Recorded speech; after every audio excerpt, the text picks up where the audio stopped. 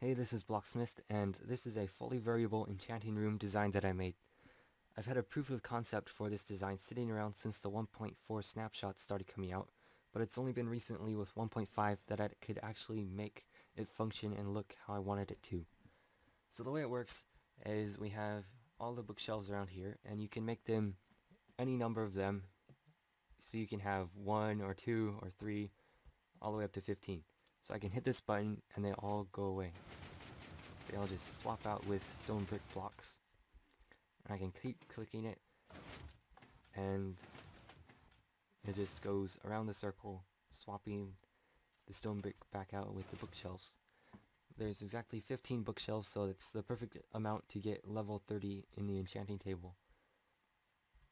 Anyway, so the way this works, I guess, well, this is it. It's pretty big and not very easy to make in survival mode, but if you really want to impress your friends, I guess you could try to make it. So I'll show you how it works over here at my really old and really crude design for this. This was my first sort of test version. But you can see that it just pushes them up from the ground. And if you stand like in a corner here, it would suffocate you if you're standing here while you click the button. Anyway. So the way it works is you have a line of repeaters that are powered from this torch. And each time you click the button, this outer line of repeaters turns off and unlocks these repeaters, which allows the signal to advance through one of the repeaters. So I'll go ahead and demonstrate that.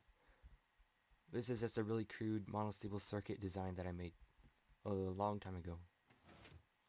So you can see every time I click the button, the pistons advance one. So I'll be right back. Okay, so after the last piston is extended, and when I click the button one more time, it'll unlock this last repeater and the redstone signal will go into it, and then that will do a couple things. It will turn off the lock on the repeaters with this wire right here, and it will also turn off the power to these repeaters. They will keep turning off in sequence until they get to the very end again, and that will unpower this, which will power this line of repeaters again, and also lock the repeaters again. So I'll go ahead and click the button right now. You can see it turns these off, the redstone signal goes off, until it gets to the end, and then this torch and this torch both turn on again. This is a very similar design. It uses the same ideas, except instead of having everything in a line, it goes the top layer and then it goes down to the bottom layer. I think it's the bottom layer and then it goes up here to the top layer. So over here I'll explain some more things with it. Wait, one more thing over here. So I wanted the bookcases to switch out with a stone brick block just because that would look cool. So it's not too hard to make them move back and forth like this. Bad example. But anyway, so these move back and forth. It's not too hard to make that. I didn't make this little thing quite right. But if you have them sort of diagonal to each other, it won't work. It will just push them sideways like that. It will work one direction but not the other. So like that works, but the other way doesn't. So when 1.5 came out, they introduced the redstone blocks, and also when pistons move, they update the redstone next to it right away.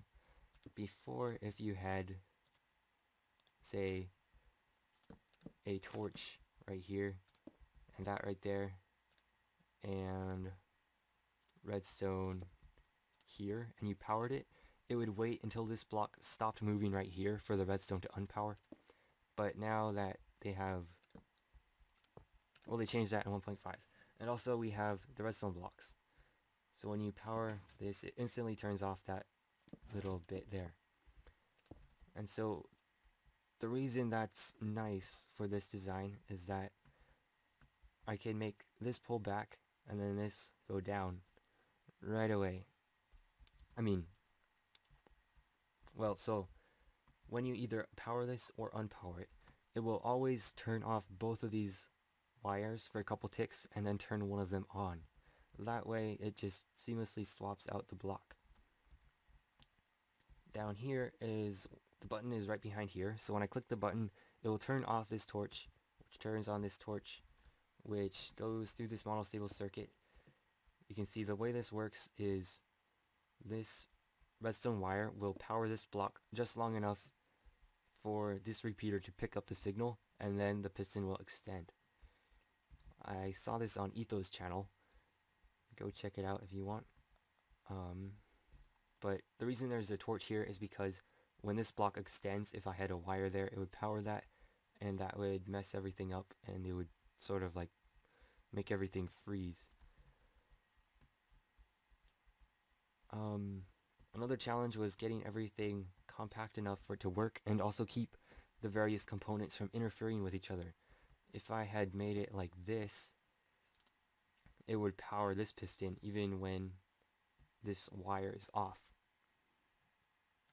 So that's why I have this block raised one. It was quite hard to avoid that bud mechanic, or the bud switch mechanic. I really hope they delete that feature in quotes. So I hope they remove that in 1.6 maybe and add their own block for that.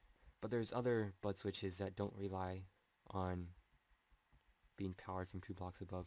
So I really hope they remove that, but that's beside the point for this build. So you could get every level without every bookshelf having to move individually. You could probably do it with 4 levers, but this just looks really cool, and if you want to impress your friends or something, you could build this. But it's not exactly practical to build, but it is pretty cool looking.